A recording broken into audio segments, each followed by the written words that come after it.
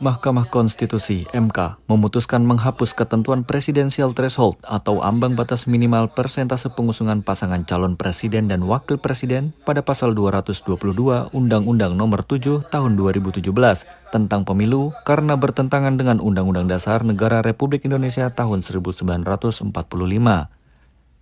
Terkait hal tersebut, kepada Antara di Jakarta, Jumat 3 Januari, pengamat hukum tata negara Yance Arizona memandang selama ini partai-partai besar mendominasi dalam penentuan calon presiden dan wakil presiden.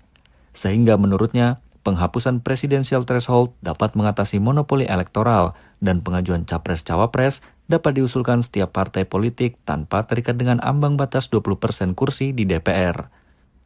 Yance, yang juga sebagai Ketua Pusat Kajian Demokrasi, Konstitusi dan HAM, Fakultas Hukum Universitas Gadjah Mada menilai, keputusan ini berdampak positif terhadap komitmen membangkitkan demokrasi untuk Pilpres mendatang maupun bagi masyarakat.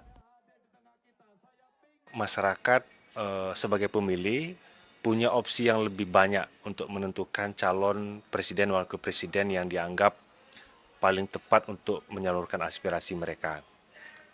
Itu salah satu dampak positif. Dampak positif lain, ini akan membuka semakin banyak pasangan calon presiden dan wakil presiden, sehingga bisa menghindari polarisasi yang selama ini sering terjadi. Kalau calonnya hanya dua, dalam pengalaman beberapa pemilu, itu masyarakatnya juga menjadi terpolarisasi menjadi dua, dan itu biasanya juga punya dampak yang panjang, tidak saja selesai ketika Pilpres berlangsung.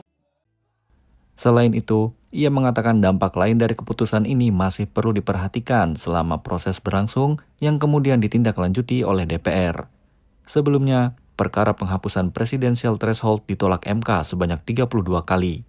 Yance berpendapat, kali ini keputusan MK mengabulkan perkara tersebut dapat dipengaruhi faktor internal seperti perubahan komposisi hakim MK dan faktor eksternal yaitu momentum pasca Pilpres 2024.